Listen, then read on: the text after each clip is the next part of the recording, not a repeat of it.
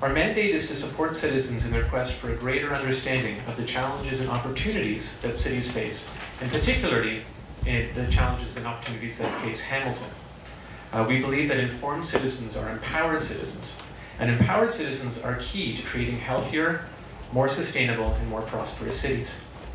It's for this reason that our events are always free and open to all who would like to attend. Now, we couldn't do that, we couldn't provide free events without the generous support of community-minded partners. And so I'd like to take a moment just now to give thanks to Tom Flood and the folks at the Gasworks, this amazing space here, for their generous donation.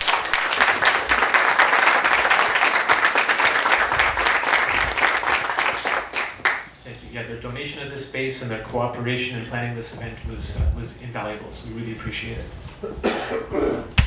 So before we begin the introductions, I just wanted to walk through how the evening will be proceeding.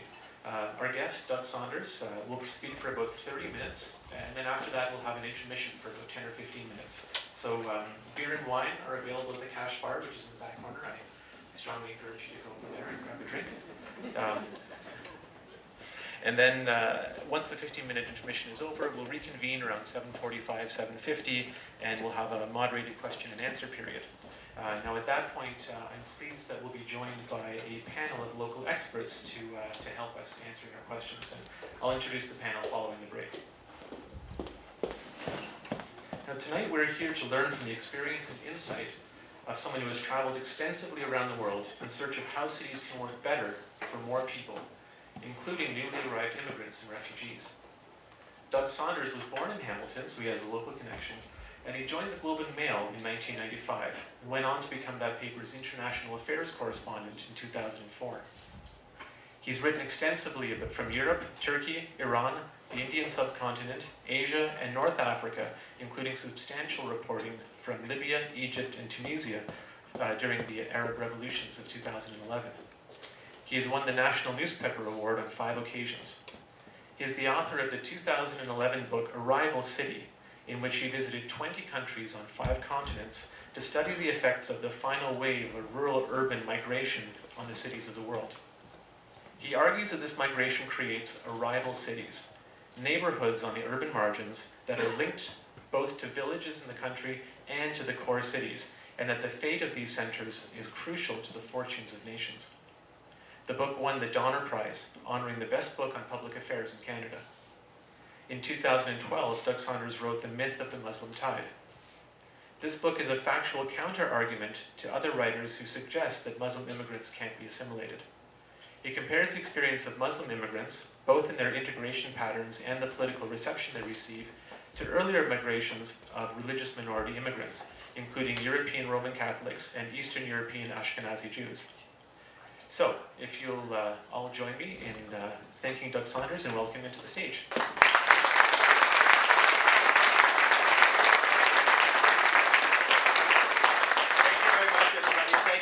Organizing this, and thank you everybody for coming out tonight on what's the first day of the summer, I'm saying. I could be proven wrong. And it's great to be here. I tend to come to Hamilton every couple of weeks because my parents still live here, and an increasing number of friends do. And it seems to be different every time I come, which is exciting.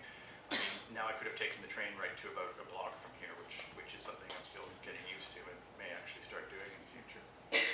So I'm going to be talking kind of informally tonight about some things that might help make neighborhoods work better.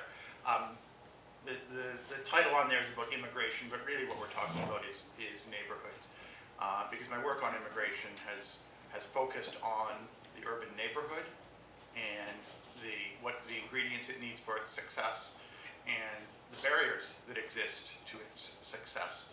And my new work is focusing on that. Now, I'm going to try this. This is our low technology way to change slides. Until they invent some electronic way to cause slides to change on the computer, we're using semaphore signals here. My unit of analysis in the book that I wrote a few years ago was what I called the arrival city, which annoyed the heck out of a lot of scholars who invented all sorts of names for the places where people first settle in cities. And I went and gave them another one, to draw attention, to get away from the idea that these were just static settlements that existed, and to get people to start looking at them as places that are more of a mechanism than a place, that are spaces in the city that people who've arrived use to link themselves into the economy, education system, and society of the city, and to link themselves back to the village that they came from. And a lot of the work I did on that focused on places like what you see in the slide there, which is Dhaka, Bangladesh, the fastest growing city in the world, and a look at the extraordinary amounts of economic activity that take place in places that look like slums or shanty towns to us, and how people make their start there and build themselves equity and capital, including using the property value of those shacks to borrow money and things like that, to make it in the urban world on the other side of the world. But the other side of what I'm looking at is places like this in the cities of the developed world, of North America and Europe and Australasia and the more developed parts of Asia and increasingly South America, where similar economic patterns take place, where people use urban neighborhoods in the same way, but at a different economic scale, of course. I would argue that there are some similar challenges. When people arrive in cities, when they first settle in cities, whether they're arriving from a rural village into a slum in Bangladesh, or from a country in Asia to an apartment neighborhood in a North American city, that they're actually using the urban space around them very similarly, that they are making similar connections and forming very similar networks of mutual support, and that there are a set of universal rules of how people settle in cities and what they need in order to do that, and what the barriers are. But there are differences as well, and I'd argue that there's a set of lessons that the developing world can learn from Western cities about its poor rival city districts in terms of how to make the state present there, give them schools and hospitals and so on. A lot of what I saw in Egypt, in Cairo in 2011, was driven by the fact that there were neighborhoods with 500,000 people in them who'd been there for 50 years that the government had not put a single school or hospital into. So the Salafists and the Muslim Brotherhood built schools and hospitals and ran them, and no surprise who they ended up supporting when the revolution came and all that sort of thing. Because people find a way to self-govern. But conversely, the lessons that we can learn from those places in the developing world in our neighborhoods are about flexible use of space, allowing the people who reside in neighborhoods to determine their own land usage and planning and a sense of economic activities, to allow places to shape themselves in ways determined by their residents and so on. So there needs to be a back and forth dialogue between those sides of the world. But,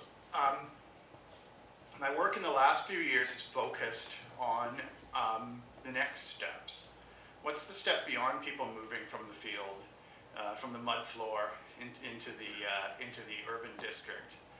And what we're finding, I think, is that even if we're less than a generation away from eliminating poverty in the world, we've reduced it to one quarter of the level it was at in 1990. There is a huge population, so they still have the bottom billion, who are the last remaining few people in absolute poverty. But there's the sort of what I'd call the just above the bottom 2 billion, which is a lot of people who are trapped above poverty, but below a level of comfortable, sustainable living that allows you to, they're stuck in a frustrating place just above poverty. And I'm doing a lot of work on that right now, on that form of being stuck. And I'm also looking at how people try to make that next move after they settle in cities in the West. So the last year and a half I've been engaged in a project with the World Bank, led by their economist Manjula Luthria, to look at the urban districts where immigrants first settle in Western cities and the barriers to success there. In World Bank language, it's called barriers to labor migrant integration in Western cities, because they're looking at it as a way of promoting the economic development of developing countries that send these people over, of migration as development. Because when migration works, of course, it supports the sending countries, supports the families who migrate, and it supports the receiving countries as well. It causes an economic gain to all three. If there are barriers to the success of the people who are migrating, it can cause problems for all three groups. And so we've been looking at cities around the world at the best practices in removing barriers to integration.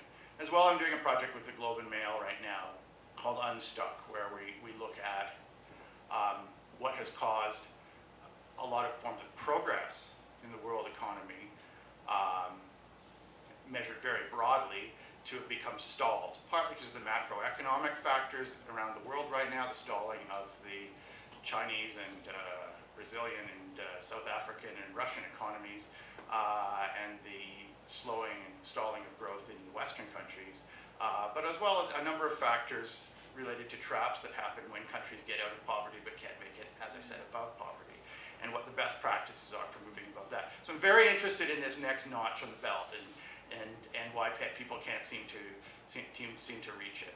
And that's going to inform some of the things I'll be talking about tonight, but focused on very specific urban neighborhoods. So when we've been looking in this World Bank project, when we've been looking at what people need when they immigrate into cities, we've identified a set of things that people need to make a sustainable start in the city. And specifically, what we're looking at is when any of these things are missing, they create a barrier to success that can cause a spiral of failure. And I'll get into these in the details later on. But a set of physical needs in terms of the housing and transportation space that people have around them, a set of institutional needs, especially education, but also a number of other social supports and institutions, economic needs, and we're really trying to get beyond this idea that people who immigrate are looking for a job. Because, I mean, what we found is a substantial proportion of people who immigrate want to create jobs, they want to form small businesses. And a lot of the important barriers are to that. I mean, I think anyone in Hamilton's aware of that. Immigrants tend to be the people who start businesses. And there are a lot of barriers to those things, but also to employment, to credential recognition for professionals.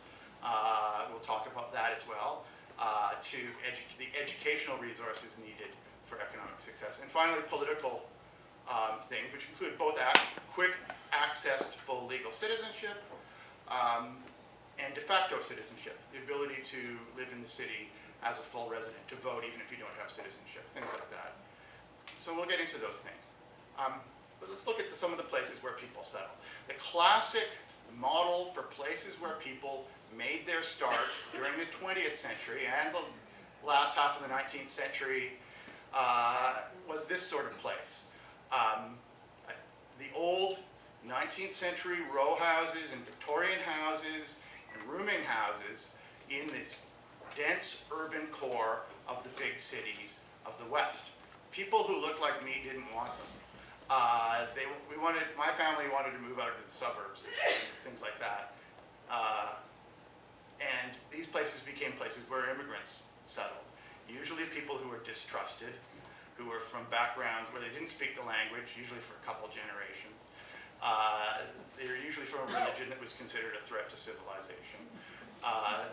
And they usually used these urban spaces to engage in commerce and business and so on, first with each other and then with the wider city.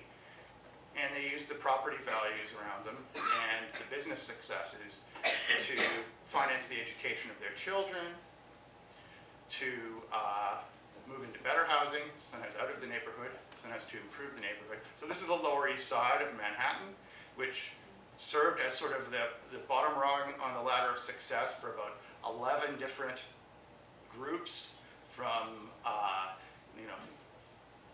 3 major religions and many different cultures and many different languages, who very gradually, almost all of them had the same problems. They weren't trusted at first. They weren't trusted by the earlier waves of immigrants from the same place, who saw them as downtown and distrustful. They weren't trusted by the city in general. Generally, they arrived illiterate. Their children did more poorly in education and integration than the parents did, and were seen as a failed integration story. And then their grandchildren did fine, and they moved uptown and succeeded. That's sort of the model that we saw during the 20th century in almost every city, something like that. Like in Paris, Belleville saw waves and waves of immigrants from Asia, from Southern Europe, from North Africa, use it as a stepping stone to success. East London saw, French Protestants, and then Eastern European Jews, and then Bangladeshis, and now Somalis, all use it as a stepping stone to middle class success. Most cities had a place like this. Toronto, Spadina Avenue has had, 5 different groups move through it and that sort of thing. But today, in the 21st century, the success of these sort of parts of the city has made them difficult for new immigrants to settle in. In a lot of cities, not so much in Hamilton, but partly, the success of these districts has made them unaffordable to new immigrants. Now, this has been great for immigrants in general. I mean, gentrification is very good for immigrants because immigrants buy houses more often than native-born people do, so the rising property value caused by gentrification causes immigrant families to do very well and move to the suburbs and all that sort of thing. But it makes it difficult for the next wave, who tend to be settling in places like this. This is here in Hamilton. This is Riverdale, which is probably the most densely populated immigrant district. By some measures, it's like in the top 4 immigrant districts by concentration of immigrant populations in Canada. And people like living there and so on. But it's the type of physical space that people immigrate into now. Riverdale's lucky because it's fairly close to the center still. It's out close to Stony Creek, but that's not as far away as, say, Malton or Downsview are from downtown Toronto, or Surrey from downtown Vancouver, and that sort of thing. It's the high-rise outskirts that are increasingly the places where people make their start in the cities. They're almost everywhere in North America. All immigration takes place in the suburbs, and most poverty takes place in the suburbs. And this shift, we'll get into the details of why that makes things a little more difficult later on. You could say that the old dense downtown had all the right things in place from the beginning. It had a high population density, it had transportation, it had fairly flexible usage of space. You could open a shop or a factory in your house.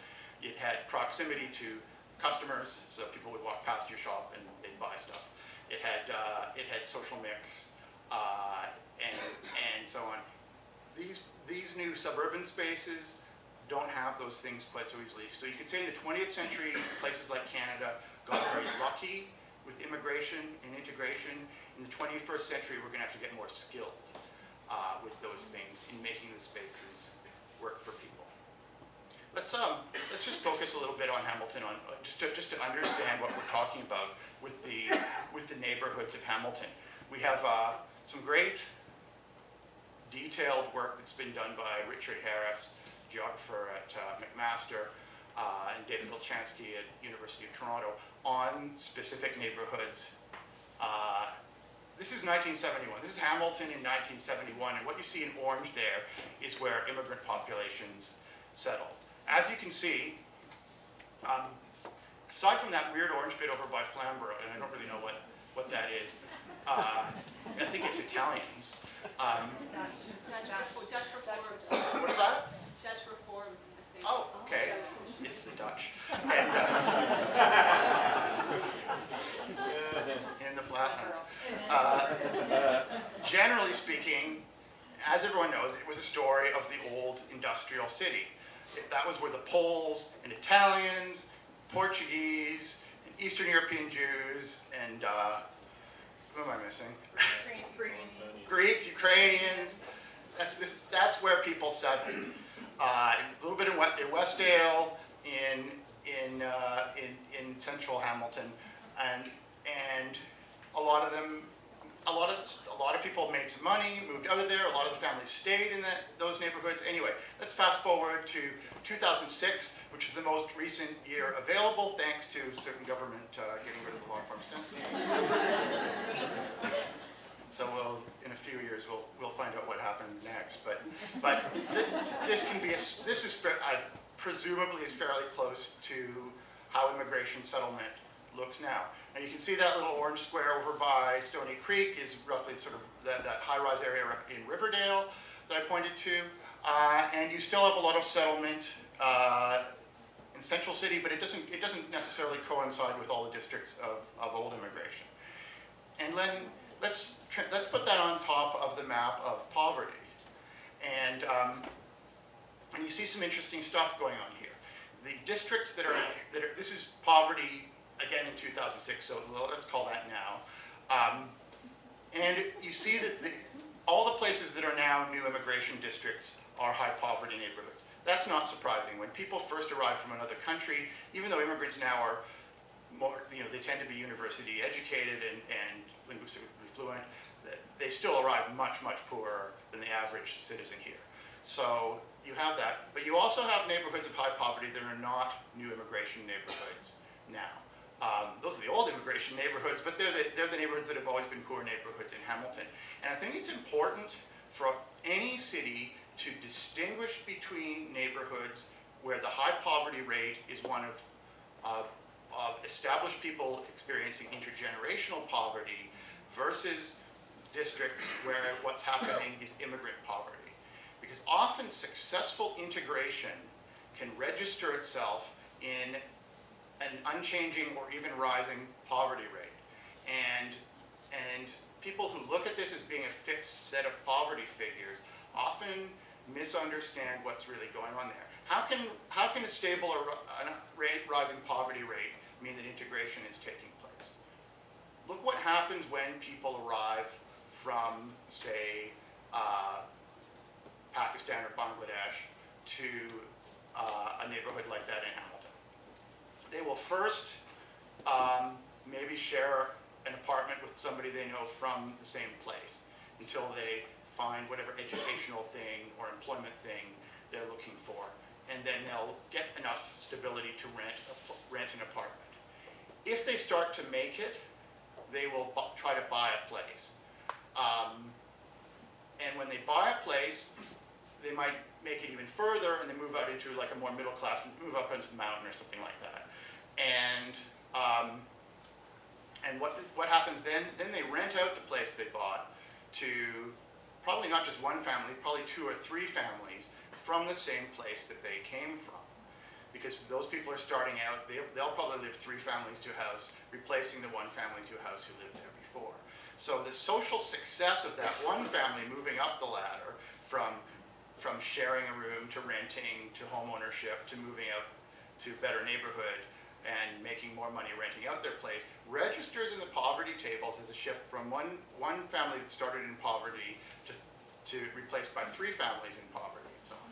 And this has been registered in a lot of places in Los Angeles, in England, and so on, as a phenomenon in immigrant neighborhoods, where the success of integration means that these places are stepping stones, so the poverty rate stays the same.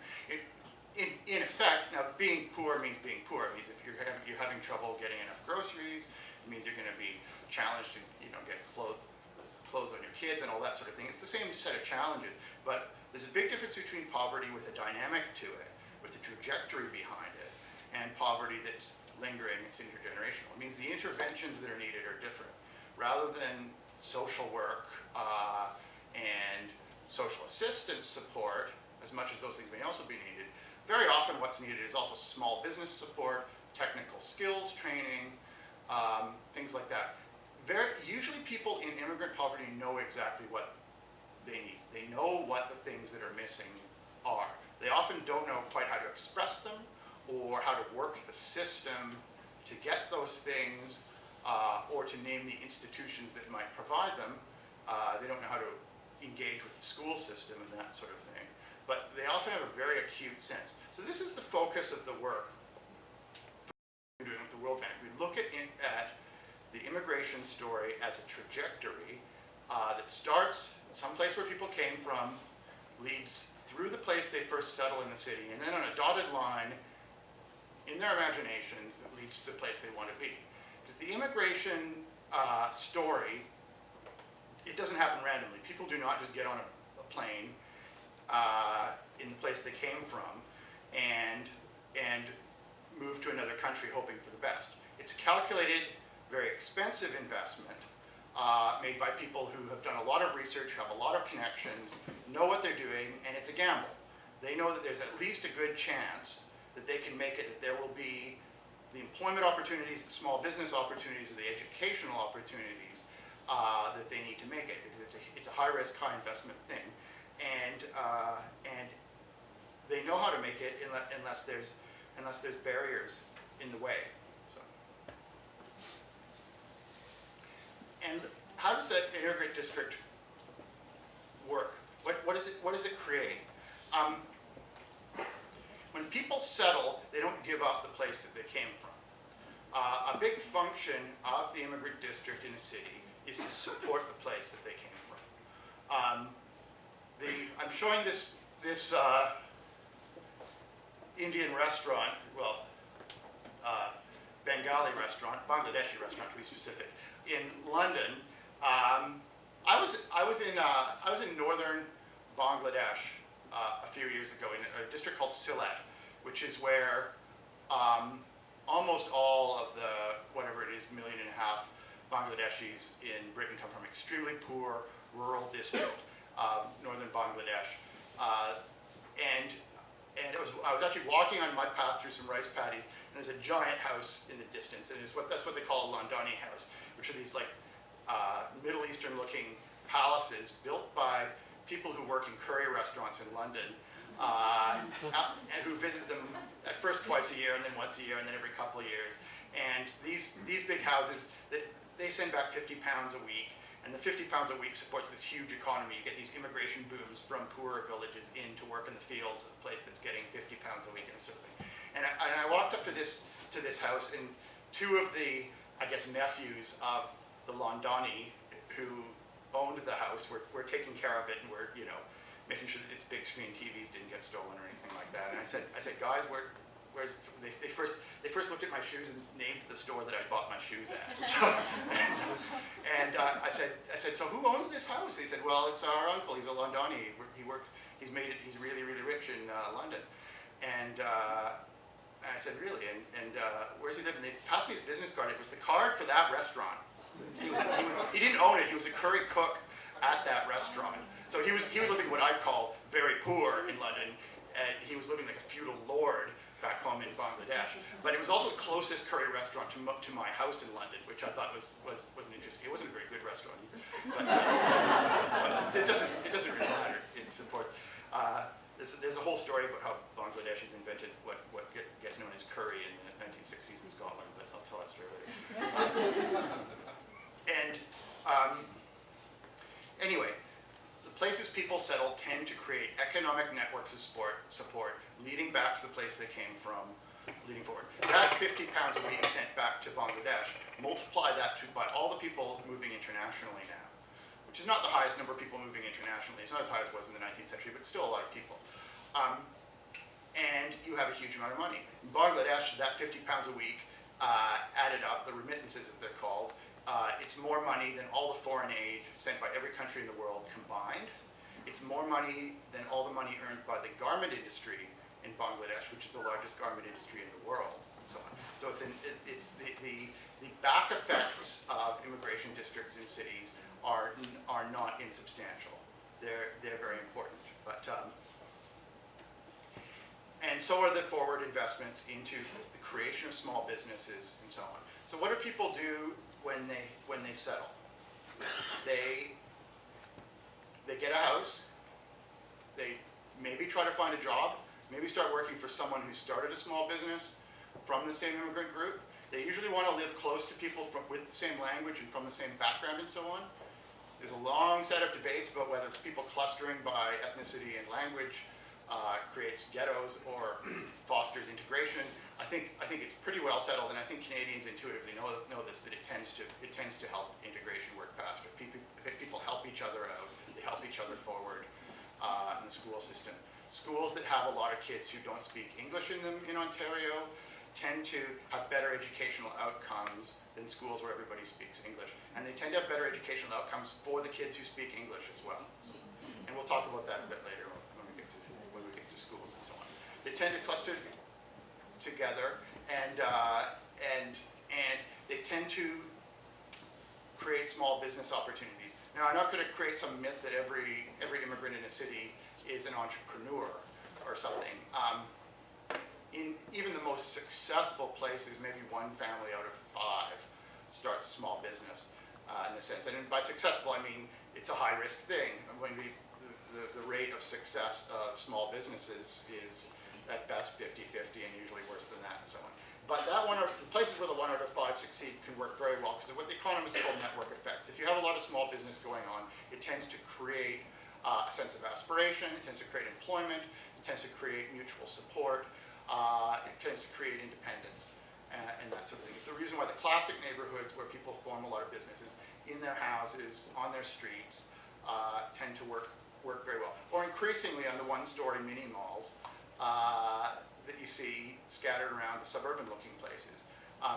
That sort of one-story mini mall urbanization is not to be dismissed. That's a very, very important form of commerce and so on. If you go around the suburbs of the Greater Toronto and Hamilton area, the high-rise areas, those one-story malls are places of enormous new Canadian small business and mutual support, people loaning each other money, helping send money back, helping facilitate travel and that sort of thing. They don't have that sort of romantic Kensington Market, hustle and bustle look to them that we tend to associate with the glory days of immigrant business, forgetting that during the glory days we considered those places to be extremely ugly and undesirable and smelly and we wanted to get rid of them, right? So whatever actually is the hub of economic activity at the current moment is the thing that you think is ugly and you want to get rid of, right? As soon as you think it's attractive and romantic and it should be promoted, that probably means it's in the past. And so the suburbanization of arrival, as I say, this is very typical of where immigrants settle in Western cities now. These districts, this is on the outskirts of Amsterdam, in a place called Sloterdijk. Some of you may have heard me talk about it before. I spent a lot of time there. It was one of many places across North America and Europe built in the years after World War II as what they thought would be working class housing, because working class, white people, would not want to be living in Amsterdam. They wouldn't want to be living around the canals in that ugly, smelly district, and they wouldn't want to be living downtown. They'd want to live in places like this, which had low population density. It had big green, grassy, and treed spaces in between the buildings, lots of big clearances. It had windy streets to control traffic. It had tight zoning and usage controls so that commercial stuff and residential stuff and industrial stuff would all be in very different places. And it had big park belts between the residential cities and the established city, which all made it look very nice. It made them very attractive looking neighborhoods, and it made them almost perfectly suited for the failure of immigrant communities. All of those factors are disincentives to success. The big empty spaces between buildings turned into frightening spaces, dark at night, gangs gathered in them. It was a particularly gendered form of isolation that prevented women from entering the workplace or engaging socially. The windy streets and low density meant that if you started a small business, no customers would come to it, and there probably wasn't any space in the buildings where you could, and there probably were a whole bunch of rules to prevent you from starting any kind of business like that. If you got a job, it probably was a very long bus ride away across that park belt to some other district in the city. and then another long bus ride back. Increasingly, those jobs were for women, which meant that their children were, because there were not many childcare options, were left isolated with those empty spaces between buildings as their only form of childcare. They formed a gang, joined a gang, ran into social troubles. I mean, that building there became home to the guy who created the stabbing attack that killed the filmmaker in the Netherlands and triggered 10 years of political controversy that essentially has wrecked the place for a while, and so on. So recognize that it's trouble. It creates blocked passages to success. The physical barriers to being able to do what you want economically often stop the ambitions of the people who first arrive from being realized, from being physically realized, from being institutionally realized, and so on. And usually that failure does not reflect visibly on the people who actually immigrate, but very often on their children, who are left without the options to move forward. Combined with educational institution failure, these physical barriers can turn what is a slow upward trajectory into intergenerational poverty, isolation, and all forms of social deprivation that go along with that. So what do you do? One thing you can do is actually look at the physical space, intervene in the physical space. And there are a number of experiments with that. I look at that neighborhood in Amsterdam a lot because I think it's one of the more interesting examples of intervening to change the physical built space so it looks differently. The housing cooperatives that owned those buildings with the satellite dishes I showed you before were able to, partly because of the pattern of the housing cooperative ownership in the Netherlands made it easy, we're able to bulldoze down a lot of those things and put up this, which is essentially Lower Spadina Avenue or something. It's 9, 10, 11-story buildings in a tight grid pattern with sidewalks and good car access, as well as public transit, and about 4 times the population density, so much closer, tighter knit neighborhood feel to it. Parks in behind there where kids could play and that sort of thing, but without the empty, unlit, lonely spaces, and a sense of ownership, so that places tended to move where people live tend to be connected downstairs. The bottom 2 floors of every building were spaces that could be flexibly used in ways determined by the mainly immigrant residents as commercial space, as light industrial space, as creative space, for whatever sort of activities. Some of them at quite reasonable rates of rent, and some priced out of the range of what the typical residents were, as is some of the housing. It wasn't quite the Toronto Regent Park model, where, I mean, look, that model, where you realize that a public housing project has turned into a place of intergenerational failure and that sort of thing, and that part of it has to do with the low population density and all that sort of stuff that those housing projects had. You redevelop it so, because generally higher population density, to a limit, is better for integration. It allows people to form the networks of connection you need. It allows the business activities to go along. It creates the concentration of people that justifies good public transit, and all that sort of stuff. Smart density, some people call it, because you can picture a place that has a high density that isn't nice. Although, generally speaking, if you think about high population density, it tends to be nice places. The highest population density in London is Kensington and Chelsea. Highest population in Paris is 7th and 8th arrondissement, West Bank. It tends to work better. So what they did in Regent Park and other redevelopments like that is they realized, okay, if we're going to be tripling or quadrupling the population density, and it's going to be expensive to do that, why don't we make, say, a quarter of the buildings there, rather than public housing, make them reasonably expensive condominiums that people can buy, which will both finance part of the redevelopment and create a social mix. So there are existing middle class people in there who will want to create supermarkets, and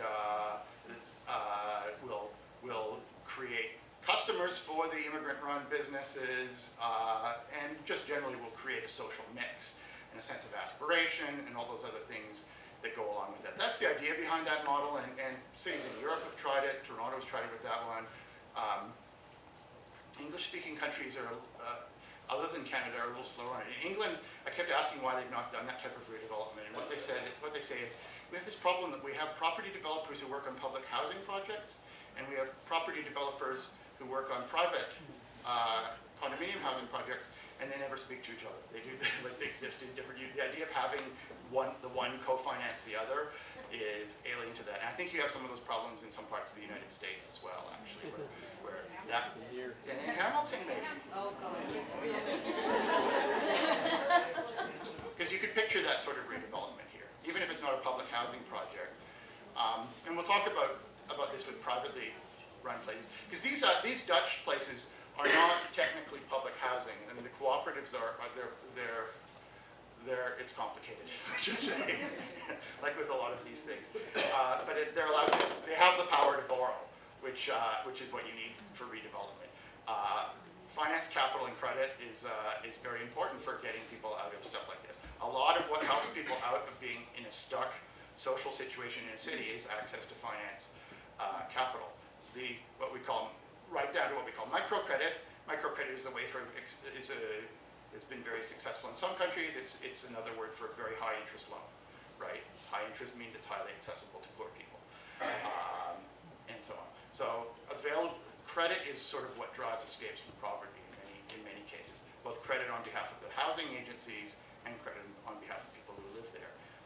Very poor people around the world use the value of their property to borrow money against the rising value of their property. People in the slums of Bangladesh tend to be owners of those shacks, not legally, but enough that they can borrow money, not legally, but it's real money, based on the rising value of those shacks to finance small businesses and so on. So access to credit in terms of institutional things is important. While we're still on physical barriers to success, transportation is increasingly one. Having just driven in from Toronto, I can feel that acutely. Although, yes, I could have taken the train now. But if I was going up to, say, Malton, north of Toronto, which is a big high-rise immigration area, it can take 2 hours to get there from downtown Toronto. Complicated range of bus connections, and you have problems with social isolation. And I mean, if the place you live depends on an economic connection to a core city that takes 3 transit connections to get to, that's going to create problems. Because the core city tends to be still place. There's a lot of suburb to suburb work opportunities, but still the core city tends to be the thing you have to go through, you have to connect to, and so on. And suburb to suburb connections are very poor, as we just saw with the ongoing attempt to create a rapid transit link through the place where the most immigrants in Canada settle, which is Peel region. I mean, something like half of the 300,000 immigrants a year who settle in Canada settle in Peel region. It's probably the second largest place of immigrant settlement in North America after Los Angeles. And there was just an attempt to create a rapid transit link connecting Mississauga and Brampton, and it got blocked by just this, God knows what, wave of municipal NIMBYism or whatever. There was money too, there was billions of being offered, and so on. And these can make a huge difference. I've just been helping some Syrian refugee families settle in apartments in Mississauga and so on, and they're nice apartments. Insulation had not been invented at the point when they built these things, but this is not a bad winter for that. So, the transportation, and look, places like Mississauga have learned quickly, right? I mean, Mississauga learned during the decade that I was away in England. Somehow Mississauga learned that it's not a middle class white bedroom community, but that it's the main place of immigrant settlement, and that it should have a downtown, it should have a higher population density, it should have some transportation, that sort of thing. Transportation interventions can are one of the most dramatic ways to transform the fate of a place from being one of isolation and poverty to being one of upward mobility and success. It doesn't make everybody rich or anything like that, but it creates opportunities to get in and out of a place that you need. I'm showing this slide of Sao Paulo, Brazil, which has some of those infamous favelas of Brazil, which were places that were sort of seen as cancerous tumors on the side of the city and ignored for 40, 50, 60 years until they came to be run by cocaine dealing gangs and became enough of a social problem that some smarter politicians realized there needed to be some interventions. They did have a president who actually came out of those places, that helped.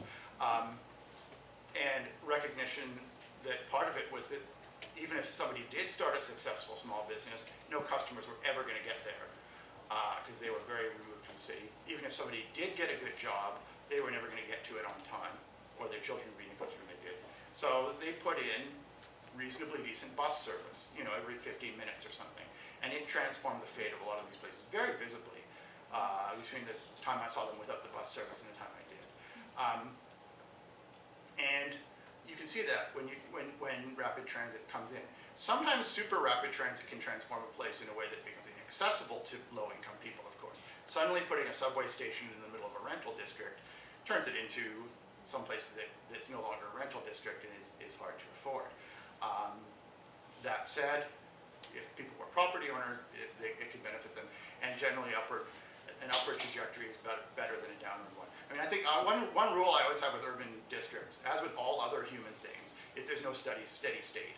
Humans, unlike other animals in nature, do not have a homeostatic state where we remain at the same population level or the same wealth level or the same relationship with nature or anything like that. There's no steady state with humans. Either it's an upward trajectory or it's a downward one. And in urban districts, we may complain a lot about the price of the upward one, what we call gentrification, but the only other alternative is the downward spiral into poverty, and that is much worse.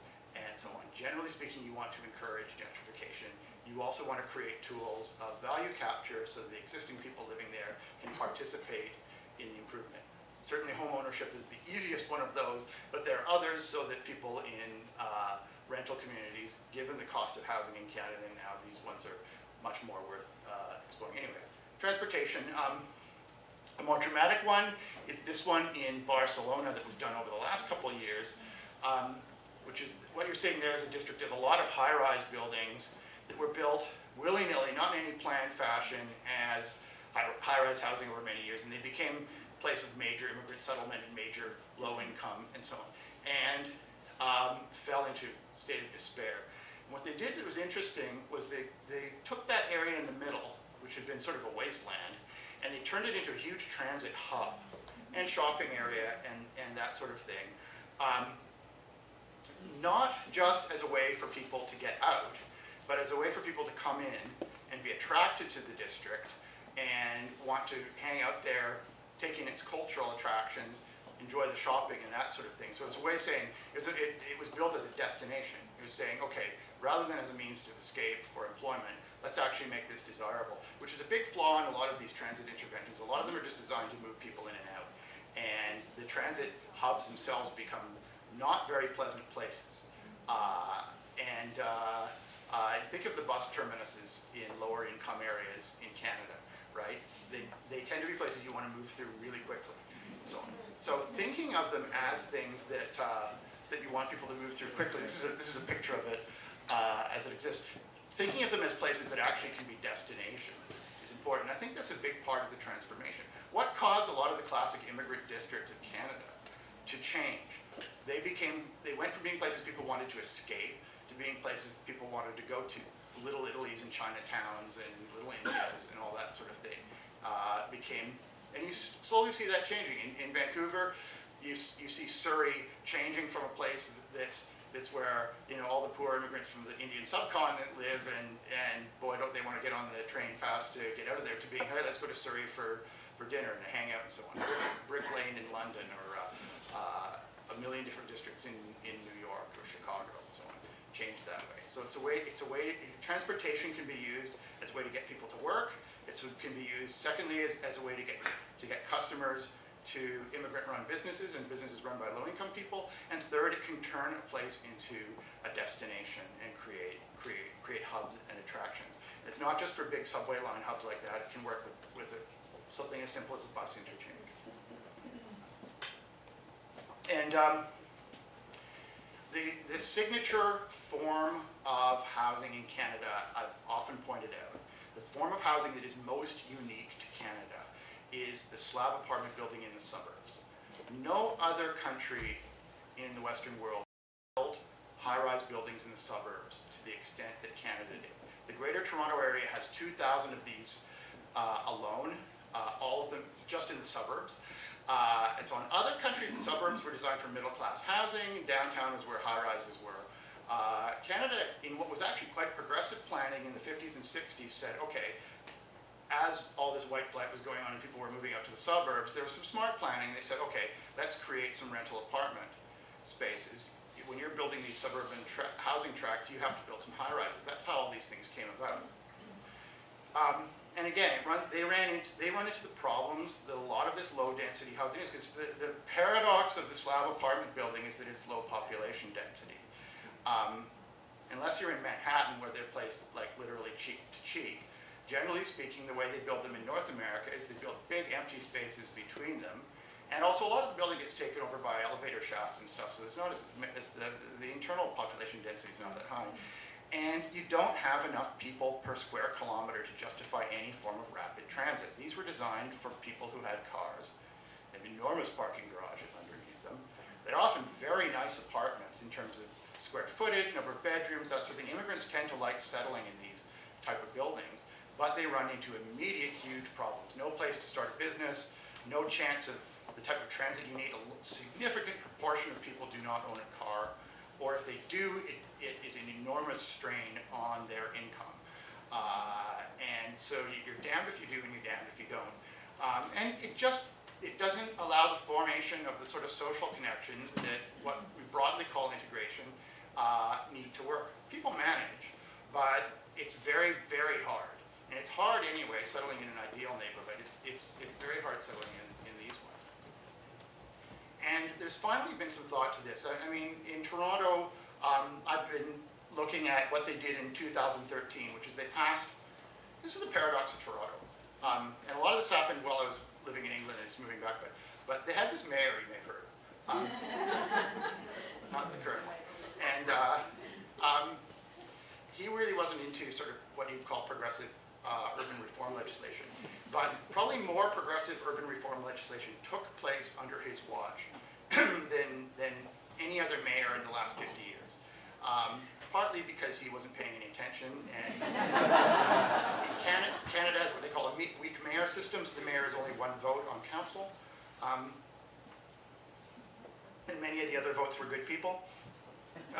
So they passed, they passed legislation saying that non-citizen residents should have to vote. They passed a whole lot of. They finally allowed food trucks, although they have to be something like 500 meters from a restaurant or something. It didn't work. But they also passed this thing, which was what they called tower renewal, which allows a zoning category for privately owned slab apartment towers like that for the developers to build up density between the buildings, to build up low-rise residential spaces, to build up retail spaces, all that sort of thing, in order to create that density that would justify public transit, it creates a more vibrant life, and all that sort of thing. Here we have just the worst Photoshop job in the world, simulating what sort of a Middle Eastern souk between the slab apartments would sort of look like. I think that's just a picture from Turkey, so it's superimposed. But I'm not a graphic designer. But those sort of density creating, and there have been some smart things like that in London. Weirdly, both the reasons, actually, there have only ever been two mayors of London, England. And both the first one, who was quite left-wing, and the second one, who's quite right-wing, have actually been very smart on understanding that the reason why particularly public housing apartment districts tend to spiral into problems of isolation and poverty and failure is because of low population density rather than high population density, and that building up that space in between can help, and they've done some smart things to do that. And in the Netherlands, there's some smart things being done on this as well. So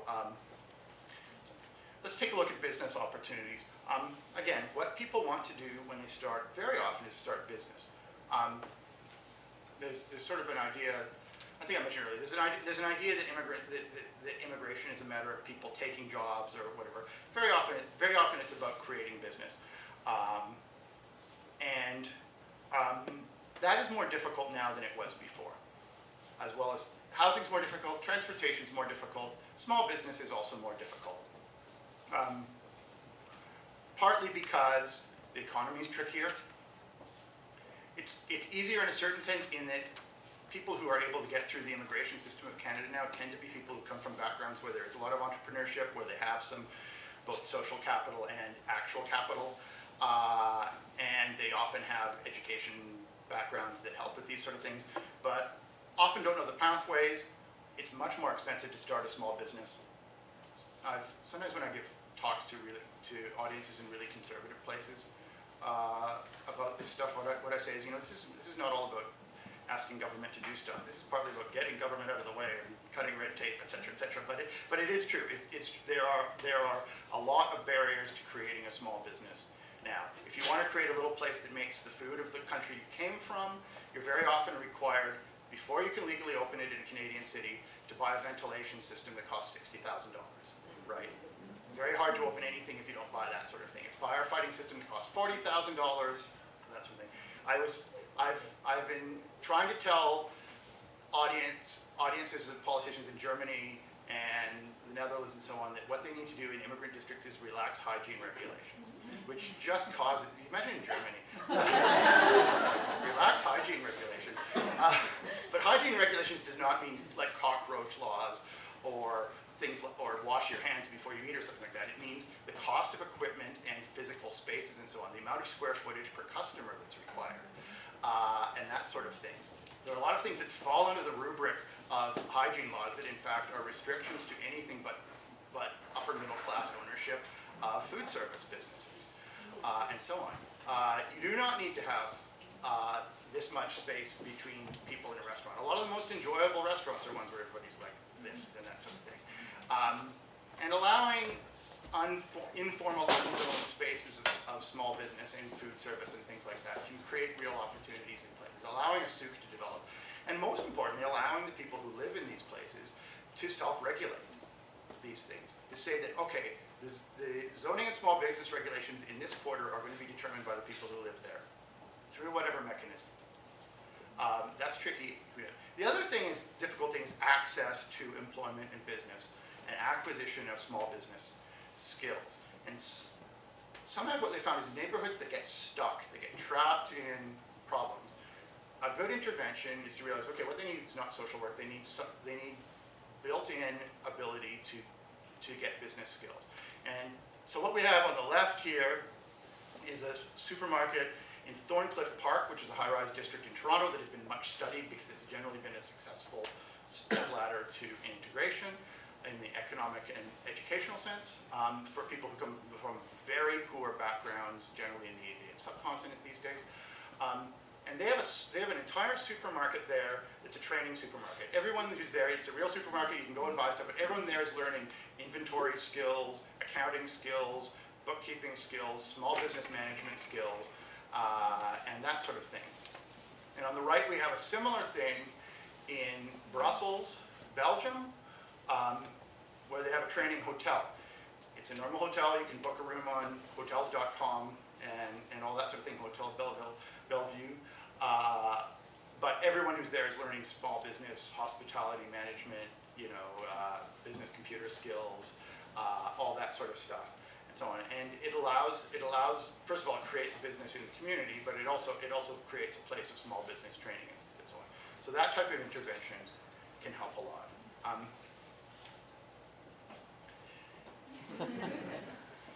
And allowing the people in districts to have some control over their institutions can be very important. Policing is one of those things.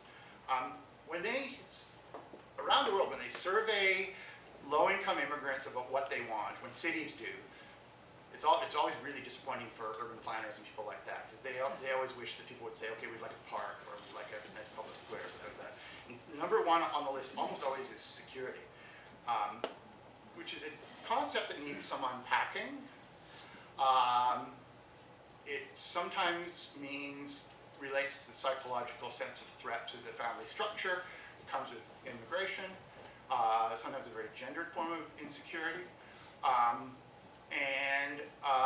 often it also does mean real security. The immigration experience, and generally the experience of poverty, tends to come along with a lot of threats to the physical self, and to property and that sort of thing. There is a lot of organized crime. There are a lot of informal economic things that aren't quite organized crime that are nevertheless threatening. There's a lot of just plain crime. And there's also a lot of sense that the existing police services are a threat to your neighborhood rather than somebody trying to help you. Certainly what we learned in Toronto recently about the police practice of stopping people for ID based on skin color indicates that there is a problem in Canada emerging based on how police approach people from diverse communities. In Hamilton as well. And in Hamilton as well, no question.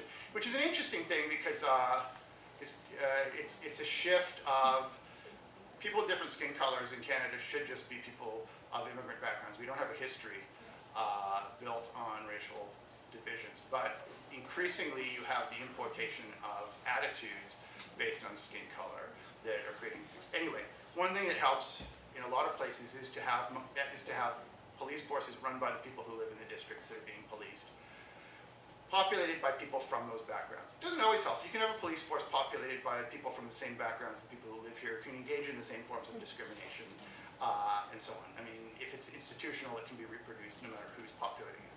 But in a lot of places it helps, particularly if there's a big cultural difference between the community being policed, and a big linguistic difference, and the community that was originally doing policing. Here in Antwerp, where they finally got around, I mean, in European cities, the police tend to be a branch of the National Army practically.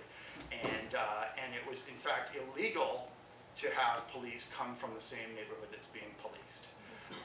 Because it was regarded, it meant they'd be biased toward it or they'd be corrupt because they lived there and so on, which is, I mean, that's a thing. But they said, okay, let's actually have a special police force made of people from the neighborhood, and the police actually have to live in the same neighborhood they're policing and so on. And it created some big changes. In some ways it meant stricter policing. The largely Moroccan and Turkish people in that neighborhood actually said we'd like our community-run police force to be a little tougher on some things, particularly truancy. If any kid is under 18 and is not in school, we want you to march him, and this is usually a male problem, to the school immediately, please, and that sort of thing. It also meant some recognition that that some kids who are sitting and selling pot on the street are just kids sitting and selling pot on the street, and some of them are part of organized crime cartels that are creating enormous problems.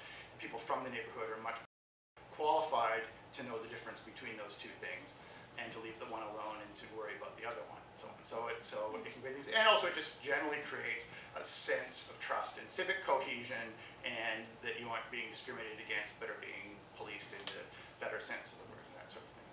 So allowing people to run institutions, difficult transformation to make in many Canadian cities, even more difficult in a lot of other places. I mean, in most of the developing world, the police, there's no such thing as local police or city police, it's just the army, right? And they raid the neighborhoods once a year with machine guns and that sort of thing. So there's some big changes in policing. And schools, finally. When it is sort of a cliche, often uttered, that schools are the most important thing and education in making a difference in what you might call the integration experience or the experience of neighborhood success and so on. And again, that's something that needs to be unpacked. A lot of places in the world have built excellent schools and lovely buildings with great facilities and so on, and have still experienced failures because what gets done in them does not really change. And so on. There's a lot of money for schools and not enough for changing how education works. And a big problem in immigrant districts and in low-income districts in general these days that creates intergenerational poverty is the phenomenon of the male offspring of immigrants and sons of poor post-industrial people dropping out of school at the earliest possible age, of school non-retention, as they say, tends to be male students, tends to create enormous problems now that there are zero employment opportunities for people without secondary education. It's a huge problem in Europe. You can map the problem neighborhoods of Europe, the ones that have run into poverty and organized crime and extremism problems, by the high school dropout rate of male children of immigrants fairly directly. The two tend to correlate quite a lot. And in European cities, it's really bad because they haven't done a lot of the things that English-speaking countries have done. They still stream people into university-bound or technical-bound streams at age 11 or 12, sometimes 10 or 9. They still have a system where if you do badly in one year, you're held back and you repeat the year, which is disastrous for immigrant communities. It means that rather than moving ahead by peer group, you're losing track of your peers. It creates huge disincentives to remain in the school system, and they're teaching at one education level per classroom, one teacher per classroom teaching at one education level for one type of student, and that sort of thing. So the idea of having multiple teachers per class. The thing that a lot of English-speaking countries have discovered, co-teaching, which is that larger class sizes tend to be better if you have 2 or 3 teachers and teaching assistants per class, is alien to a lot of European countries right now. And it's a known practice in Canada and many school boards, including Helen Wentworth. It's not practiced as well, particularly because of budgeting problems, because of problems in relationships between boards and teachers and so on. There are still a lot of classes in Canada that have one teacher teaching at one level. Interventions that have worked have been moves toward these things. You have another problem, which is that in poorer and immigrant-heavy districts, you have an almost inevitable downward spiral in the quality of schools, which is caused by school choice, which exists in some form everywhere, and by the fact that the more successful people of immigrant background tend to fairly quickly shift their kids out to a more middle-class aspirational school, and then the established old white community, however defined, tends to move its kids out as well, and this tends to repeat over and over again, and then worse, the better teachers tend to find ways to move to the better schools and so on. So you have a downward spiral in both students and families and in teaching quality. You end up with the families that don't really know how to work the school system, that don't know how to do monthly visits to the teacher and that sort of thing, and who are lost. And that causes further disincentive and so on. That happens almost everywhere in the world and usually requires interventions to fix it because it creates enormous social problems. The bad reputation of the school becomes itself a reason to drop out at age 16 or whatever the minimum is. And the interventions that have worked tend not to be the ones where they just try to raise the school back up to the average level. They tend to be the interventions where they say, okay, this is a crisis, and they build a school in that poor immigrant neighborhood that is way, way better than schools in any middle class or upper class district, and that is actually so good that it's hard for kids in the immigration district to get admission to their own local school. So that rather than being a contest to drop out as soon as possible, it becomes a contest against middle-class kids from elsewhere in the city to gain admission to your local school. And we've seen that work dramatically in East London, in a couple of really interesting schools in Berlin, which have broken the German trend of extremely rigid old-fashioned schools in the Netherlands and so on. And I would say some Canadian school boards have been fairly savvy at this as well, recognizing that that putting your best resources into the most deprived districts can cause a difference. But there are some real institutional barriers to doing that.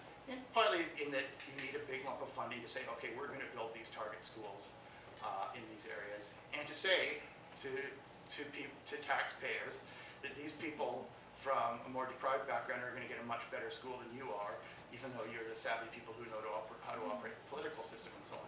It's salmon swimming upstream to spawn sort of thing. It's a big set of resistance to move against, to do that sort of thing. But it's typical of the sort of intervention that works in that it's a one-time intervention in building an institution that will be successful by definition, that can transform the fate of the neighborhood around it, as with these housing and transportation interventions. Because the problem is that if you don't do these one-time interventions, say, okay, let's find the barriers and ask the people in these communities what the barriers are, because they know where their dotted line is. The people who live in these neighborhoods have this map in their mind. They're not just dots on a map, they're not just numbers on a statistical table. They're people with a trajectory and a journey in mind, and they know where it started, they know what it's passing through, and they know where it's headed. And they know what the things are that have gotten in their way, that have tripped them up. And if we ask them and we find out what they are, then we can begin to understand how to remove those obstacles and allow people to complete that trajectory into the center of life, much as our own ancestors did. Thank you very much.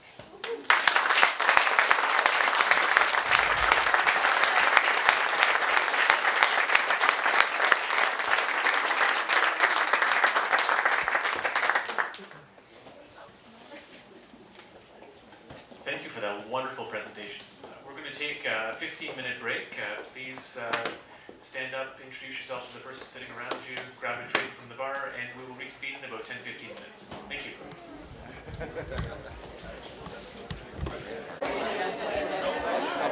It's about 8:30, so we're going to reconvene. We don't have as much time for questions and answers as we wanted, but I would not have wanted to cut anything out of that wonderful presentation.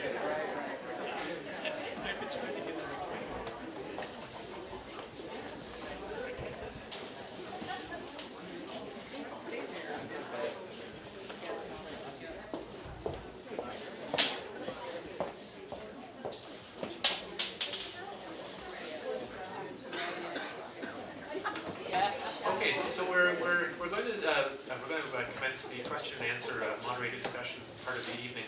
I'm really pleased to announce our local panel, who will join Doug Saunders on the stage in a moment to just to answer some questions from the floor. First of all, I'd like to welcome Kathy. I'm going to make sure I get the name right. Kathy Georgiadis? Okay, great. I practiced this a bunch of times and I was sure I was going to mess it up. She's an associate professor in the Department of Psychiatry and Behavioral Neuroscience and the Offord Center for Child Studies at McMaster University. Her research focuses on understanding risk and resilience among immigrant and refugee children and their families.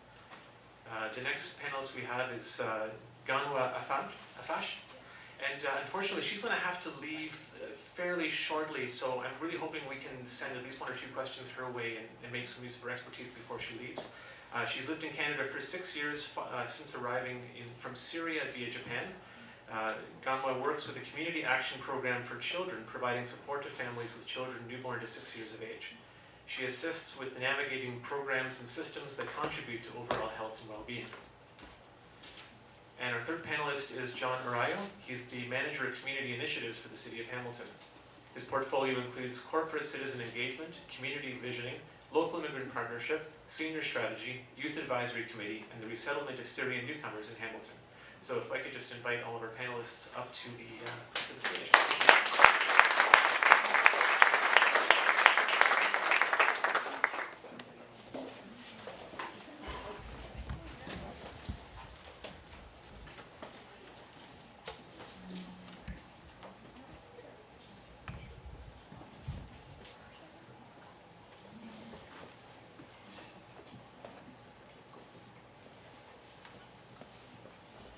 Lost the musical chairs game.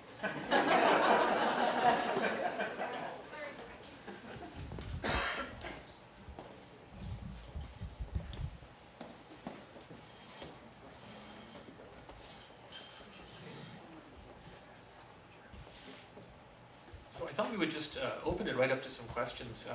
Like I mentioned, thank you. Ganwa has to leave shortly, so if anyone has any questions, I'm really interested to learn a bit more about the program that you're running, McMaster. That sounds, it certainly ties into what Doug was talking about as one of the interventions that can really help. So let me just pass this your way. Hi everyone, it's great to be here. Thanks for the organizer for inviting me today. Actually, I work for the Social Planning and Research Council of Hamilton, SPRC, and the focus of my work for the SPRC is Community Action Program for Children, which is a project of the SPRC. So basically, SPRC is like the financial manager trustee of the CAPC program. I work and I help families, I focus on families from cultural backgrounds to help them navigate systems that contribute to overall health and well-being, and to exceed the barriers that we heard about during the wonderful presentation today. I help them to know about services available, how can they try to deal with problems they have to success in Canada. So,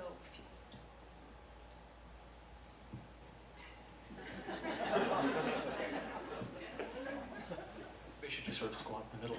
Okay, so I would like to open it up to questions. Yes, we have a question right here. Hi, so thank you very much for the wonderful presentation.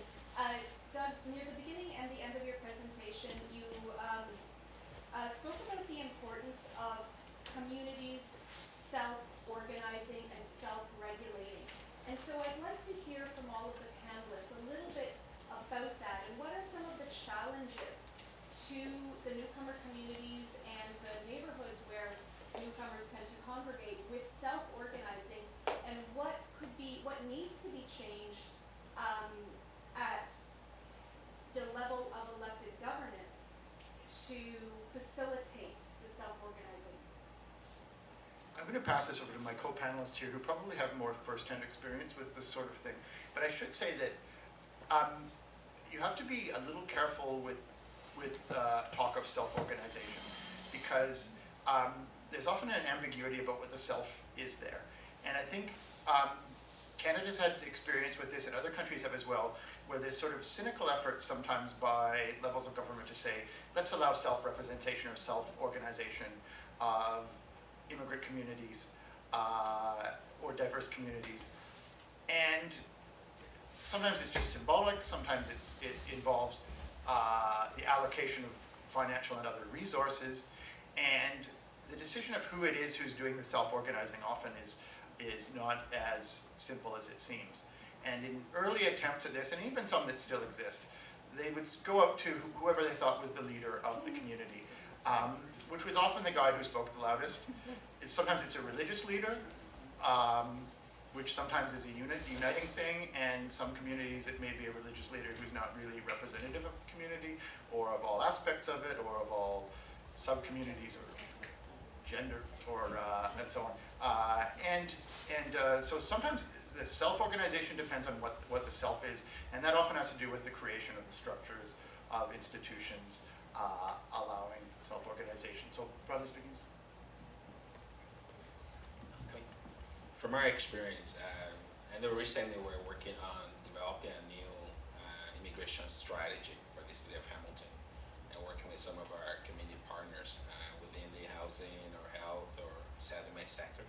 What I find that is really working well is about actually getting into the informal networks, using some of the informal networks folks to also engage others, as opposed to trying to figure out how to engage that network. So I remember one of our projects that we work with the Immigrant Working Center, because they're already working with some of the partners, or we're working with the SPRC in one case where they're actually, the question that it will be asking, that the survey question and all the focus group question, everything was done within the informal networks. Those were translated into their language. They were the ones that were the facilitators. And we actually provided a daycare center that was actually looking after kids so that parents can also participate. I think it's about removing barriers from engagement, at the same time making sure that engagement is not imported. We should be using the informal networks and people within that networks to engage with each other and be able to do something more meaningful that will be at the end useful to the outcome of what we're trying to do. Similarly, we do research with immigrant children and refugee children and their families here in Hamilton, and we engaged 1,500 children from 36 schools across Hamilton. And to engage, we were really interested in engaging populations that typically are not included in research, and those are populations that don't speak English, populations who are refugees, or people who are of very low socioeconomic backgrounds. So we enlisted, Ganwa was actually working with us, our Arabic speaking interviewer. So we had a team of interviewers who explicitly went out using sort of systematic sampling methods to identify families using school board data who don't speak English, who come from different countries, and engage them in very detailed interviews conducted in homes. So we were actively trying to represent families that typically are not represented in our evidence base to try to identify their needs. So we were very forward and trying to engage them rather than identifying networks, but individual families and their children. Similarly, CAPC does run those monthly information sessions based on the needs of the community. So my work involves me working on one-on-one support basis with community members, and the kind of questions I receive all over the month indicates a certain interested area, but those families always prefer to stay home and just come and see me at the office, ask those questions and go, and they're isolated and not integrated into the community. So we run those information sessions based on what they're interested in learning about, and we provide, as John mentioned, whatever can help. And then, we provide interpretation, refreshments, cultural appropriate to the refreshments, child minding during the session, as well as if it was a kind of focus group, we make them sit in groups based on their languages, and we provide facilitators to each group to speak the language and lead the session. So that really found us that it helped get those families to integrate and not be isolated anymore, and to get to come and start to participate in a number of activities, which was a great thing that we're excited about. Thank you. I think the thing that unites what we've just heard is that sometimes simply expecting people to self-organize requires some outreach. Outreach, as we heard, to existing networks of mutual support, but also targeted outreach to people. The idea that we have of simply having a parent council at a school, having parents able to have some control of their school, if you set up that institution, by itself, that's not going to help. A lot of people are coming from places where the school is an authoritarian, top-down thing, that even the idea of having parents go and meet with the teacher is an alien concept, and that sort of thing. People from immigrant backgrounds almost always want their children to do much better than they did in school. They are very ambitious, but they have no idea how to engage with the school. They have no tradition of these sort of things. So even the idea of going and visiting the teacher requires an outreach to teach people how to do that. So if you want to create institutions for self-organization and self-government, you need active outreach to show people how to work those in. And I've seen in Western European countries, in Canada and so on, that once you do that, once you have that outreach to show people how to engage, then they will start to engage, then those institutions will start to work. And I'll just add, and it's important not to make assumptions that if they don't engage, they don't value that institution as well. So immigrant families, if you ask them why they immigrated, many of them would say for a better education for our children. Do they show up to parent night? Maybe not. Do they attend certain meetings that many non-immigrant families attend? Maybe not, but that doesn't mean that they don't value education and they don't expect a lot from their children in terms of educational outcomes. And I think, unfortunately, sometimes we make assumptions, given their lack of knowledge of how an institution works, that they don't value it, and that's often not the case.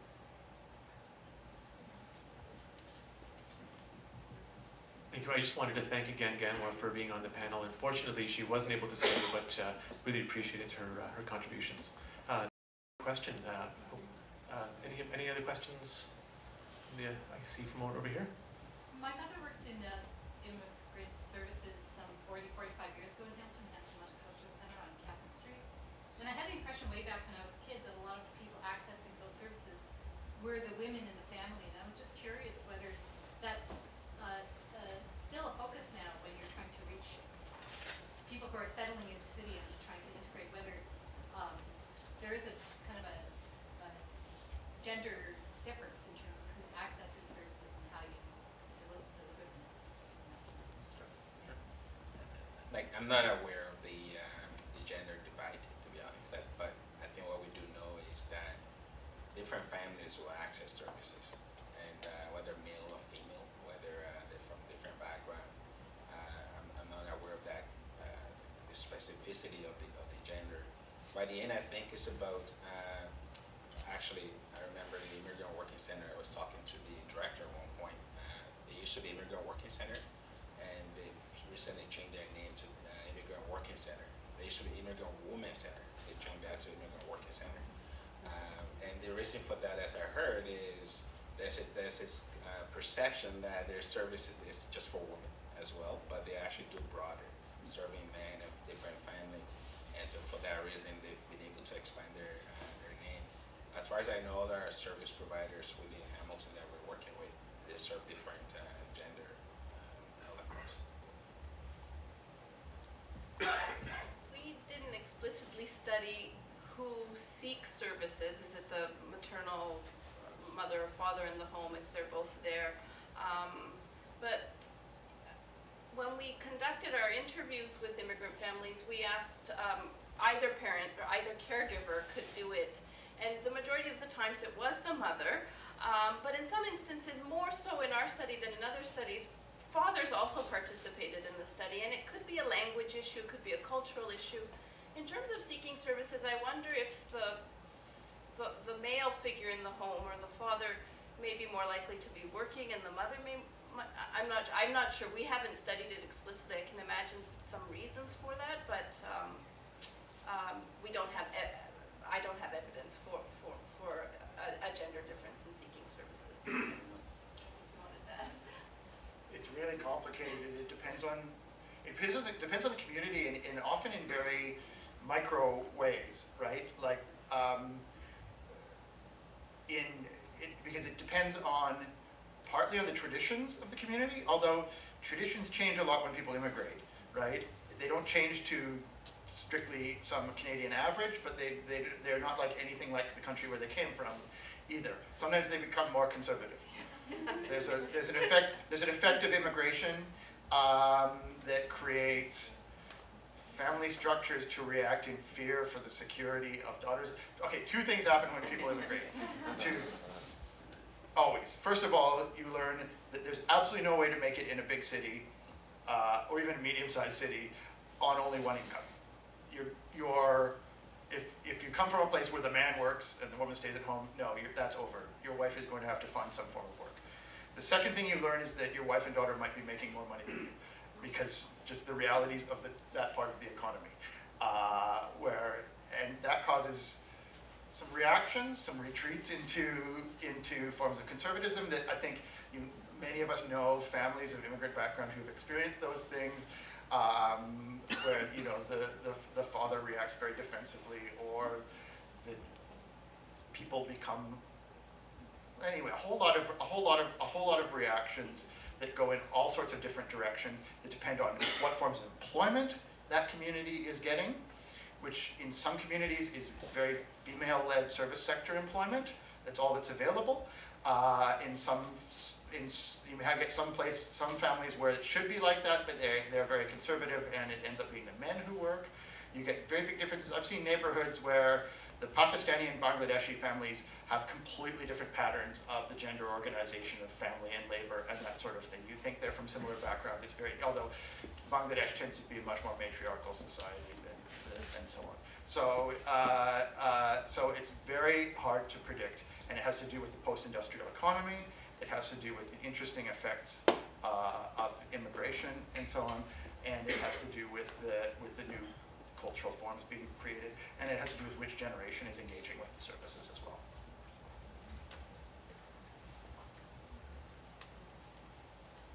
A question from the back.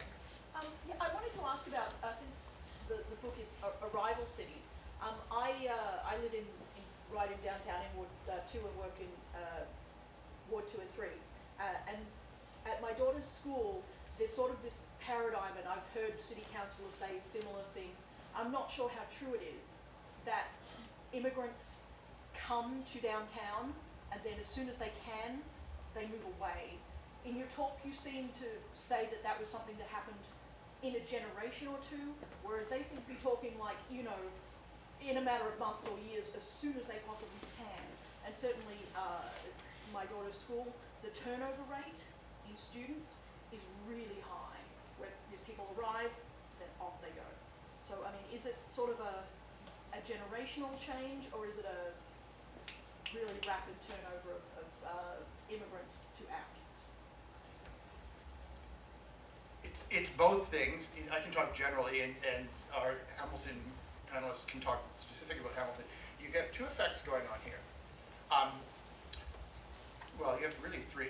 First is the patterns of settlement, which is that in the very early stages of settlement, people will tend to settle in a very low rental district and live around whatever they can find people near them until they can find a place of longer term settlement. That's the first thing.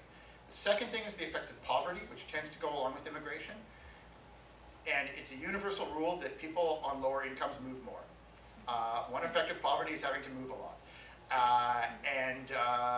Particularly both because of housing insecurity and because of the nature of employment at that end of the income spectrum. So you're much more likely to be moving more. And then the third thing is the sort of classic immigration effect.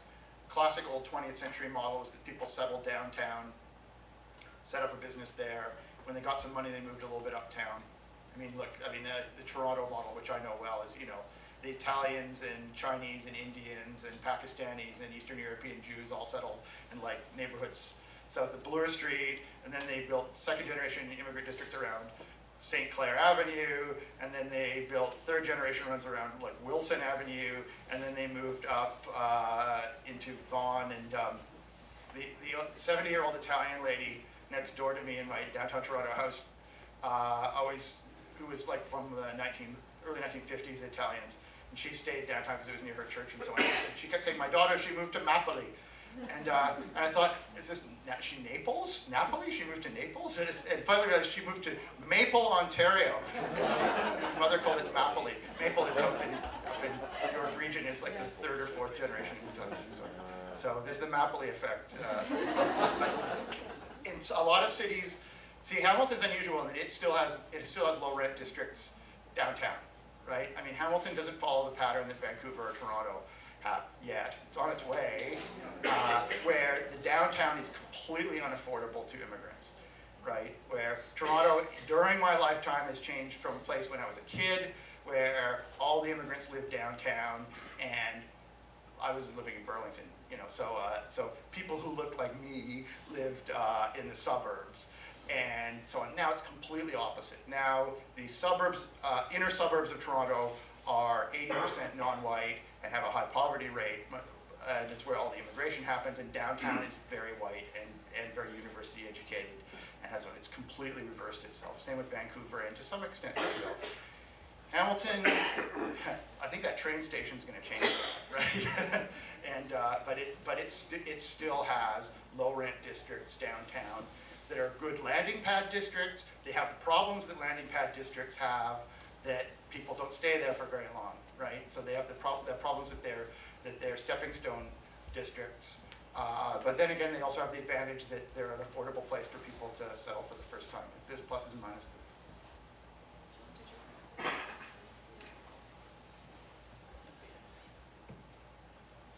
I just want to say anecdotally, my parents were Irish Catholics, moved to Toronto in 1967, lived in the St. Clair kind of area. After a few years, they moved to Willowdale, and then in 1974, they bought a side split in Ajax. So they don't understand why I live in Hamilton. Downtown. Any more questions? A question from the front here? Doug, I think you wrote something in the Globe a while ago about how Hamilton will get some of the immigration immigrants who won't move to Toronto at the edge, but may come to Hamilton because the quality of life or just living at the edge of, but is it going to be very significant? Because you also said that appeal to attract people. Well, yeah, let me talk about that. I should have got into that, but why do immigrants come to Hamilton, right? I mean, Hamilton, looked at from 1,000 miles away, is a post-industrial city. Rule one of immigration is immigrants do not immigrate to a place where there's no economy going on. Like you look at Europe right now, Germany's full of immigrants. It's a big story, a big controversy, all that sort of thing, 1 million of them in a year and that sort of thing. Britain has tons of immigrants. Immigrants don't go to the countries that are actually across the Mediterranean from the places where they come from. Portugal has 0 immigration. It's willing to pay people thousands to immigrate to Portugal, for example. Slovakia has 0 immigrants, and that sort of thing, because they have no economy. During the year or two after the 2008 economic downturn, Europe saw a net outflow of immigrants back to Turkey and North Africa. The United States saw a net outflow of immigrants back to Mexico and Central America and that sort of thing. When the economy's bad, people move out. When the economy's good, they attract jobs. Now, Hamilton has an economy. It doesn't have as much of the old industrial economy that brought those 20th century immigrants here. But what's bringing people to Hamilton? First of all, lower housing cost than Toronto or the 519 cities, but not that much less now. There are places with even lower housing costs that immigrants don't go to because they have no economy, right? But the big thing that I found was, well, first of all, employment, but even more so, post-secondary education institutions. McMaster, the 2 community colleges, are huge factors in that because immigrants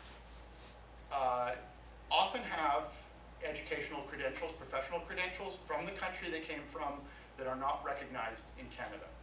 I mean, it's a bit of a cliche that every taxi driver in Toronto has a master's degree.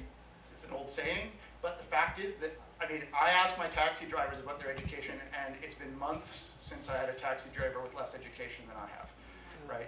The number that do have a degree in engineering from Addis Ababa University or something like that, which is not recognized. You can't, I mean, often for good reasons, right? I mean, somebody with an engineering degree from a foreign country, or well, a law degree being a classic example, you have to get some re-credentialing because the legal systems of different countries are different. Sometimes it's neglect. I mean, somebody with an education degree from a good university in a country in Asia should be able to have it recognized fairly easily here, but you can't.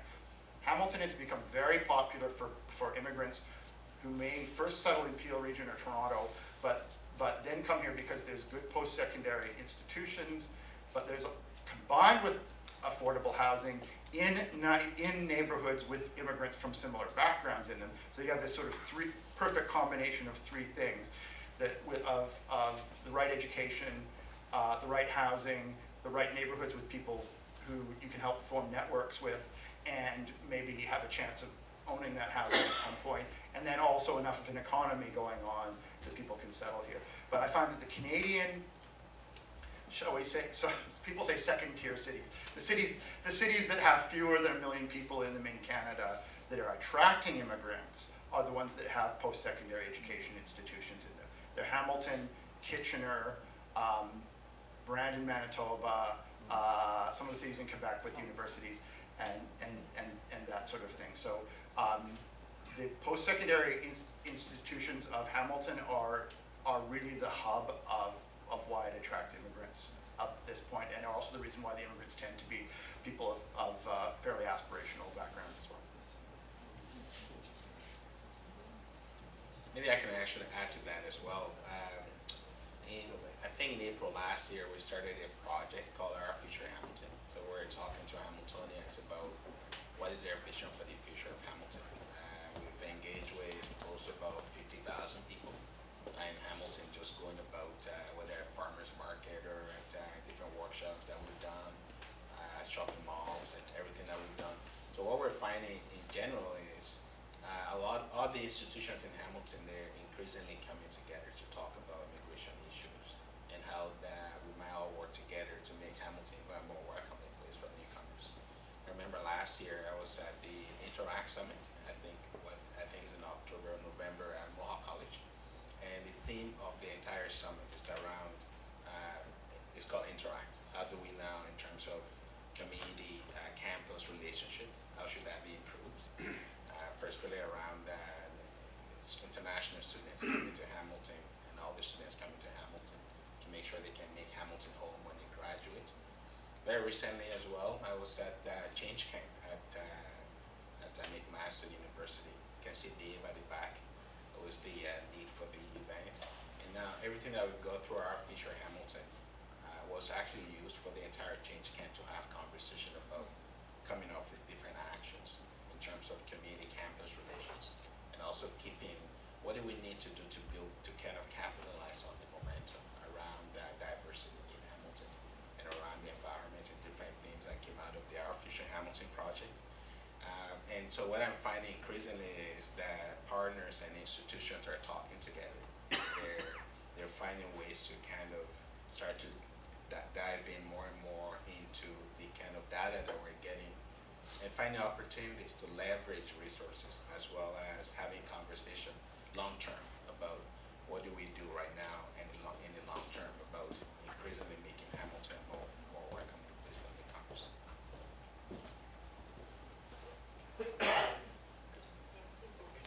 I think it's about 9 o'clock now, so maybe we have time for one last question. Yes, there. Doug, you've done obviously a lot of traveling and thinking and seeing things that work and things that don't work. In Hamilton right now, the waterfront is getting an awful lot of attention from developers.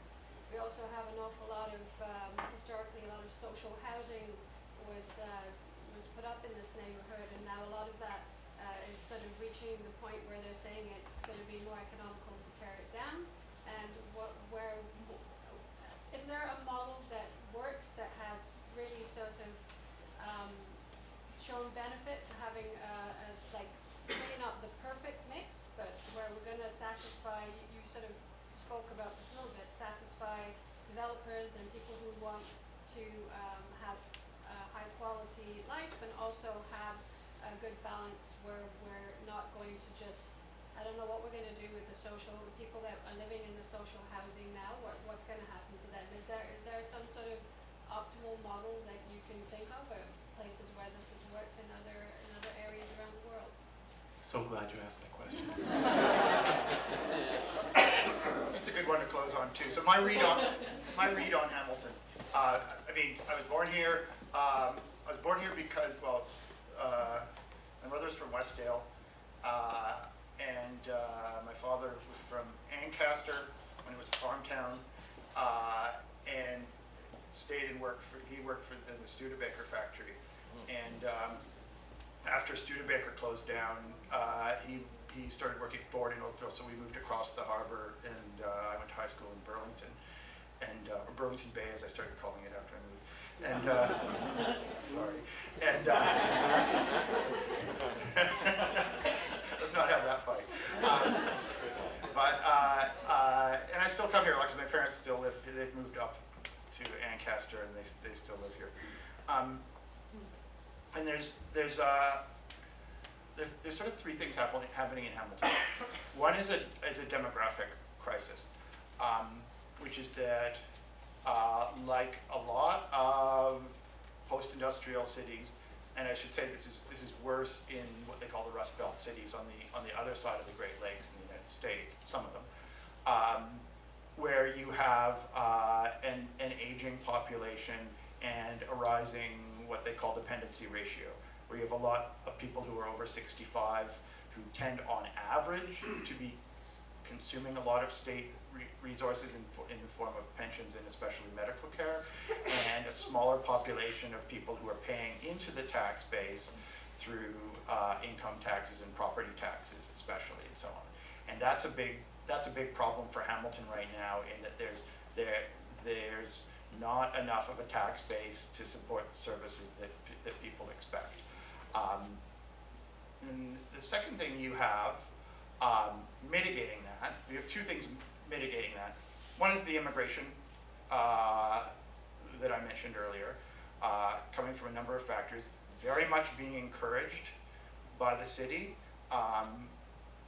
and partly because of that demographic problem, partly because there's a worry about population shrinkage effects and abandoned housing and so on. And then of course the third thing is the turning of Hamilton into a greater Toronto area economy, partly because of housing costs in other parts of the Golden Horseshoe driving people out here. You have a lot of people moving to Hamilton who are working maybe not necessarily in downtown Toronto, but in places that are to the east of here. The rapid transit improvements, as slowly as they are to arrive, are helping with that. I have a feeling if they do get that train, the GO train extended to Stony Creek, then that'll help with a lot of those housing districts in there. Generally, the introduction of better transit does improve housing and so on.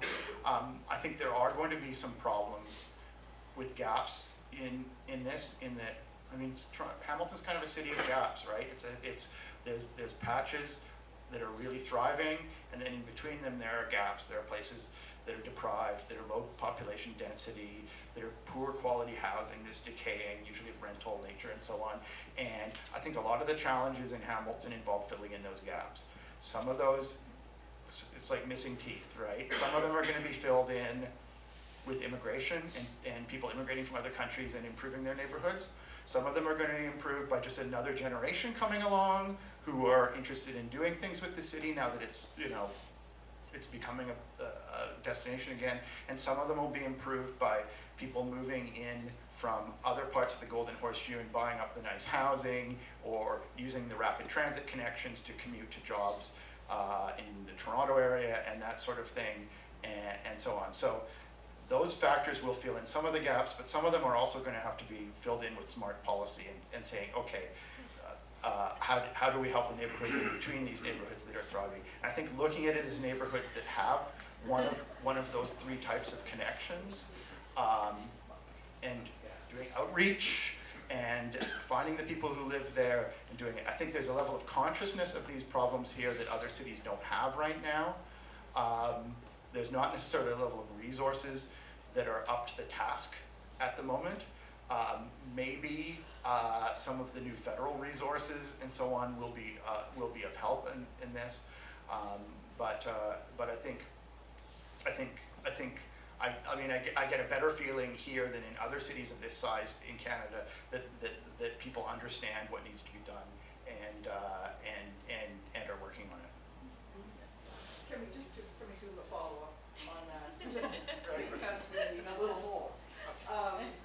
You mentioned smart policies. Yeah. Smart leadership. So could you comment on best practices in terms of leadership and where you expect that? Where are we seeing examples of best practices? Just to clarify, in terms of Filling the gaps. I'm just, we talked about the need to be very strategic. I use that word, I'll use that. You said smart policies, smart investments. So can you tell us a little bit about that leadership? A little bit. I'm not an expert in Hamilton. Where I've seen things that I like are in the planning department, which is very conscious of this, and has been very proactive. Business development, and in education. I would say Hamilton Wentworth School Board is, from the examples that I've seen, is conscious of how to engage these things, and it has some good resources at many of its schools and so on. So those are important areas of leadership. It's not, it's not a matter of having some heroic mayor who comes in and saves everything. As I said, I've lived in cities that have had the opposite of heroic mayors, that have actually had good things happen when it's happening, and it will never get that bad here, mayor-wise.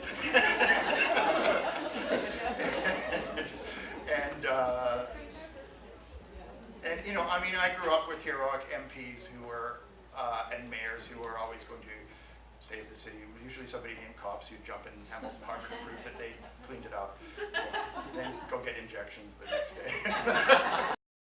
So it's much more a matter of community level, of levels of the agencies that actually engage with people.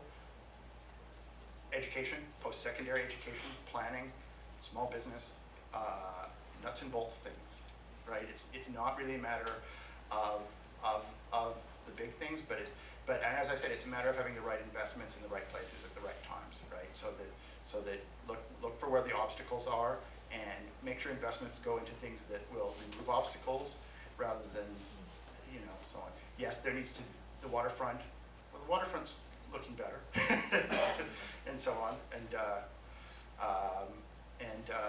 so on. I mean, some of those investments help as well. Even people from having a symbolically valuable downtown that looks like a place that people want to go.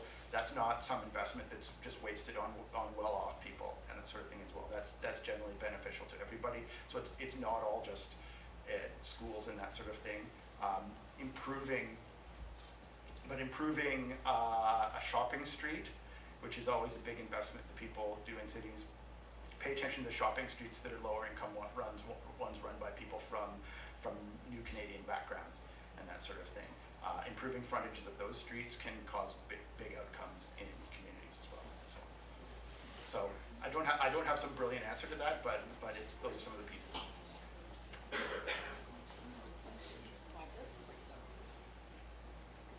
I mean, there's just one thing for me to add in terms of leadership.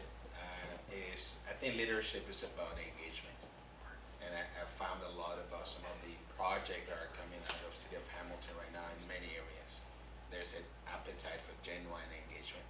Councillors and the mayor and our city manager, they want us to get out and engage with people. And I find that as we move forward, that is what would define Hamilton in many ways moving forward. Thank you. I feel like this conversation could go on for hours longer. Unfortunately, we are out of time, so I'm going to call Maureen Wilson to come up and make closing statements.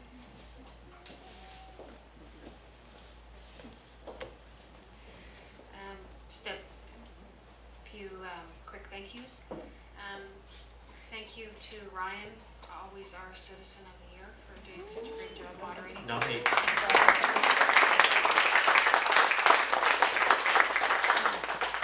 Thank you to Doug for such a rich talk of so many nuggets of wealth, and I found it very riveting. Thank you for coming back to Hamilton, and we hope you'll return again. Thank you to Kathy and John and Guani, who, when I cold called them, they didn't hesitate in saying, yes, we want to be a part of this. And thank you for your presence and your resource.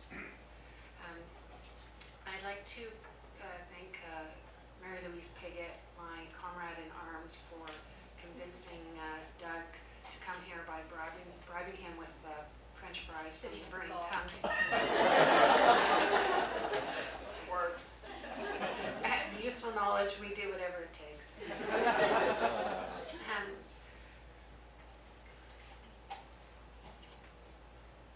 It's been a very positive talk, but there is a line that I wrote down. It's probably not a very positive line. It's the myth of Hamilton exceptionalism. That we can never learn from anything that anyone ever does because we are just too different. And I think when you hear someone who has traveled the world with his eyes opened and looking specifically at how neighborhoods work, how cities work, we don't have to reinvent the wheel. We can learn from those things that have worked well. And I think we have to appreciate that in Hamilton, that we can be exceptional if we learn from others. And learning from others means building an inclusive city that welcomes people from abroad and from closer to home, and that integration of our neighborhoods is key to our long-term prosperity. So that's my editorial note, that we play the long game. The long game means treating your city as if it was a child. It has to grow, it has to prosper, and we have to look out for its long-term sustainability. And that means treating its neighborhoods with care and making the tough decisions and making sure there is a place for everyone around that table. Thank you very much for coming.